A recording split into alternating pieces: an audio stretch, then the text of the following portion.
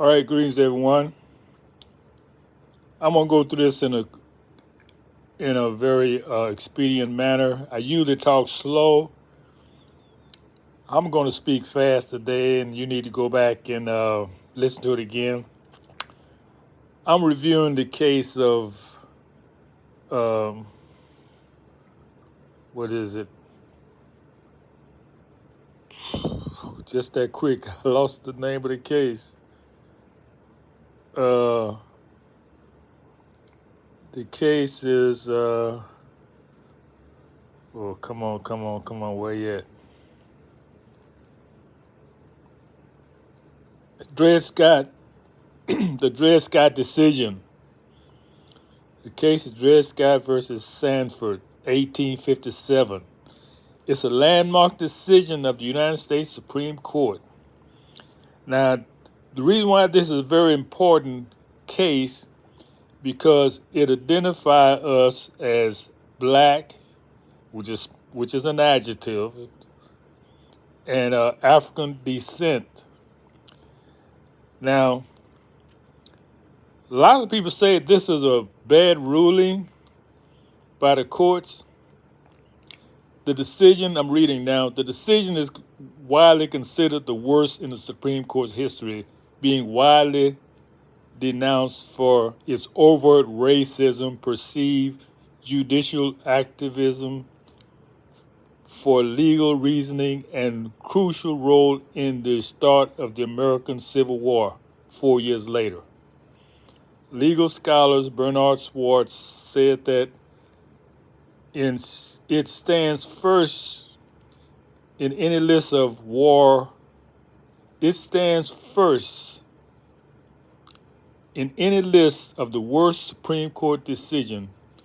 Chief Justice Charles Evan Hughes called it the court's greatest self-inflicted wound. Okay, let's continue. The ruling, the holding. This is the holding in the case. The judgment reversed and suit dismissed for lack of jurisdiction. Now, I summarize briefly what this was about. Dred Scott sued his so-called slave master. He was in another state. He went to Illinois from Missouri and sued for his freedoms. And Illinois was a free state. And the court rejected, and this is the reason why they rejected it. Persons of African descent cannot be and were never intended to be citizens under the U.S. Constitution. Plaintiffs without standing to file a suit. Now, this is not a bad thing. I'm going to tell you why. When you study constitutional law, you see that to bring suit, you have to have standing, meaning you come under the laws of the jurisdiction that's going to govern you. So by the court affirming that we were never intended to be citizens of the United States, it makes it clear that we have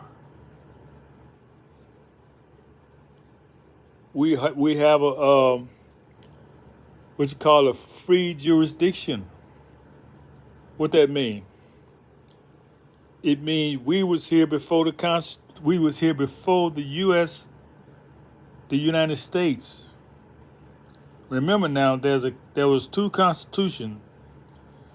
1887, the Articles of Confederation, was a republic. 1889, when you had the democracy, the United States. So this is proof by the Supreme Court that you are not a U.S. citizen, meaning you do not come under the 14th Amendment, meaning you're not an employee of the government, meaning when you really understand this law and assert yourself, it means you are a free person. You do not come under the U.S. jurisdiction. Now, you think that's a bad thing or a good thing? If you're in the U.S. jurisdiction, all these laws apply to you. You're a United States citizen.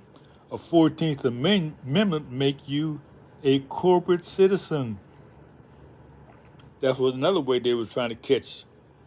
This 14th Amendment came after this law, this decision, in an attempt to make you citizens.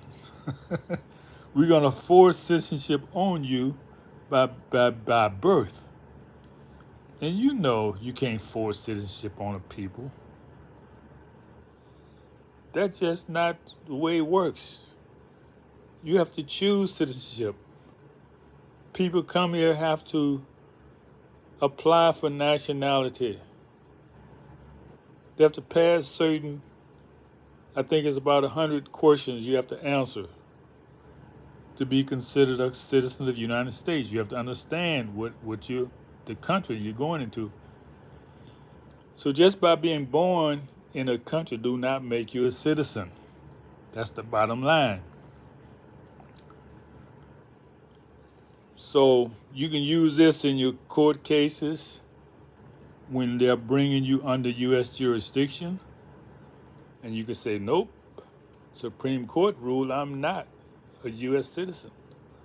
So you have no jurisdiction over me. I'm not a 14th Amendment citizen. However, this cannot be used in the public. You have to be a private citizen to use this. So you need to learn about what it means to be private. I'm not going to go through that here. I just want to cover this part as far as I'm going to go with that. All right. Thank you for listening.